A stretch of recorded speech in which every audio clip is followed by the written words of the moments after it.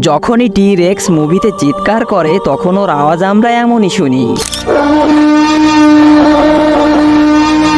মানে একদম লন্ডভন্ড করে দেওয়া বিশাল রাক্ষসের মতো। কিন্তু আসল রিয়েলিটি তো অন্য কিছু, কারণ এখনকার টেকনোলজির সাহায্যে বিজ্ঞানীরা এটা আবিষ্কার করে ফেলেছে যে আসল টি-রেক্সের আওয়াজ কেমন ছিল। সত্যি বলতে এর আসল আওয়াজ মুভিতে দেখানো টি-রেক্সের আওয়াজের থেকেও ভয়ঙ্কর।